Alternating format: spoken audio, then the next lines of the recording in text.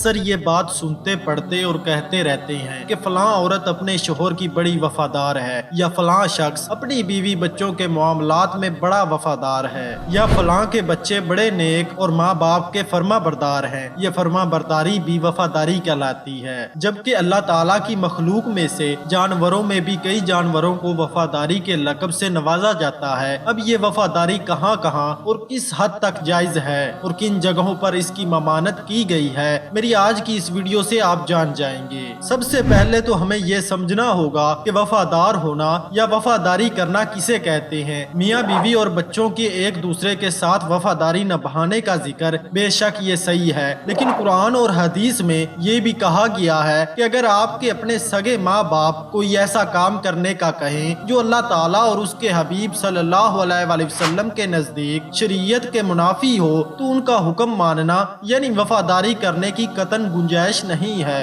اس بات سے یہ بات واضح ہو گئی کہ وفاداری بھی شریعت کی پابندی کے ساتھ جائز ہے۔ دین اسلام اور شریعت میں اطاعت اور وفاداری صرف اللہ تعالیٰ کی ذات اور آپ صلی اللہ علیہ وآلہ وسلم کی ذات تک غیر مشروط طور پر لازم ہے، کیونکہ اللہ رب العزت کی بندگی اور اس کے حکم کی پیروی کے لیے کسی شرط کی کوئی گنجائش نہیں۔ اللہ تعالیٰ نے قرآن مجید کی سورہ النساء کی آیت 59 میں واضح ارشاد فرمایا ہے، اے ایمان والو، حکم مانو اللہ کا اور حکم مانو اس کے رسول کا اور ان کا جو تم میں حکومت والے ہیں۔ پھر اگر تم میں کوئی جھگڑا اٹھے تو اس کے لیے اللہ اور اس کے رسول سے رجوع کرو، اگر اللہ اور قیامت پر ایمان رکھتے ہو تو یہ بہتر ہے اور اس کا انجام سب سے اچھا ہے۔ قرآن کی آیات کا حوالہ یہ ثابت کرتا ہے کہ دنیا داری میں جہاں بھی وفاداری کا لفظ استعمال ہوگا وہاں اس وفاداری کو شریعت کے ترازو میں تولنا ضروری ہوگا، ورنہ وہ وفاداری غلامی میں تبدیل ہو جائے گی، وفاداری نہیں رہے گی۔ مزید یہ اللہ رب العزت نے واضح طور پر کہہ دیا کہ اللہ اور اس کے رسول صلی اللہ علیہ وآلہ وسلم کی اطاعت و فرما برداری کرو، اور جب کوئی معاملہ درپیش ہو تو انہی سے رجوع کرو۔ اگر قیامت کے دن پر تمہارا ایمان مضبوط ہے اور ایسے لوگوں کے لیے آخرت میں خوشخبری ہے،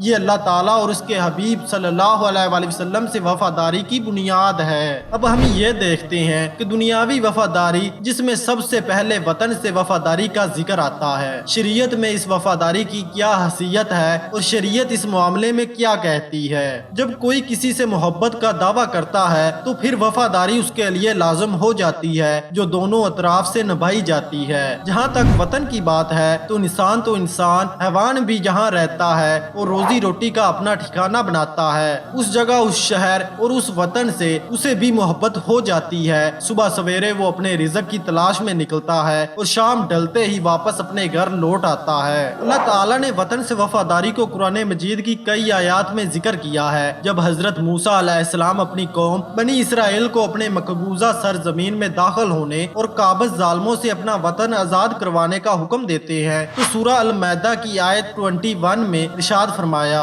اے قوم، اس پاک سرزمین یعنی بیت المقدس میں داخل ہو جاؤ جو اللہ تعالیٰ نے تمہارے لیے لکھی ہے، اور پیچھے نہ پلٹو کہ نقصان پر پلٹو گے، یعنی جو وطن تمہارے لیے اللہ تعالیٰ نے لکھ دیا اس میں داخل ہو جاؤ، یعنی بیت المقدس میں، کہ یہ تمہارے لیے بہتر ہے، اور اگر تم واپس لوٹے تو نقصان اٹھاؤ گے اور نقصان پانے والوں میں تمہارا شمار ہوگا۔ ہماری فوج کے سپاہی جب ملک کے بارڈر پر کھڑے دشمنوں کے وار کا جواب دیتے ہیں اور لڑتے ہوئے شہادت کا رتبہ پاتے ہیں تو یہ ان کے لیے اپنے ملک سے وفاداری کا ایک بہت بڑا کارنامہ کہلاتا ہے، اور ان کی اس ملک سے وفاداری پر قوم اور ان کے گھر والے ہمیشہ فخر کرتے ہیں۔ یہ بھی سچی وفاداری کی ایک نشانی ہے۔ ہم فی زمانہ جس دور میں اپنی یہ زندگی گزار رہے ہیں یہاں یہ لفظ وفاداری عورت اور مرد کی عشق و محبت کے لیے استعمال ہوتا ہے، مرد عورت کے ساتھ بے وفا ہو یا عورت مرد کے ساتھ، لیکن ان کی شرعی کوئی حیثیت نہیں ہے، بلکہ یہ فاسق و فاجر گناہ گاروں کا کام ہے۔ اس کے برعکس اگر وہ دونوں میاں بیوی کے رشتے میں بندھ جاتے ہیں اللہ تعالیٰ کے حکم کی پیروی اور آپ صلی اللہ علیہ وآلہ وسلم کی سنت پر عمل پیرا ہو کر، تو پھر ان پر شرعی احکامات کی پابندی لازم ہو جاتی ہے۔ اس دنیاوی زندگی میں پیار اور محبت، صبر برداشت اور وفاداری کے ساتھ رہنے سے یہ زندگی کو جنت بنا سکتے ہیں۔ ایک دوسرے کے ساتھ وفاداری کے مضبوط رشتے کو قائم کر کے اپنی زندگی گزاریں تو اللہ تعالیٰ نہ صرف اس دنیا میں ان کے مال اولاد میں برکت عطا فرماتا ہے بلکہ آخرت میں بھی ان کے لیے بڑا اجر و ثواب ہے۔ بچپن، جوانی اور بڑھاپا، اس دنیا میں آنے والے ہر انسان کو کو ان مراحل سے گزرنا پڑتا ہے، لیکن جب ہم بچپن کے تمام مراحل سے نکل کر جوانی کی دہلیز پر قدم رکھتے ہیں تو ہمیں یہاں تک پہنچانے والے ہمارے اپنے ماں باپ بڑھاپے کی دہلیز پر ہوتے ہیں، اور یہاں ان کو ہماری ضرورت ہوتی ہے اور ہماری ان سے وفاداری کا امتحان شروع ہو جاتا ہے۔ ماں باپ سے پیار اور محبت سے پیش آنا بھی اللہ تعالیٰ کے نزدیک وفاداری ہے، اور یہ شرعی حکم میں بھی آتا ہے۔ آپ صلی اللہ علیہ وآلہ وسلم کا فرمان ہے، جس نے ماں باپ کو دن میں ایک دفعہ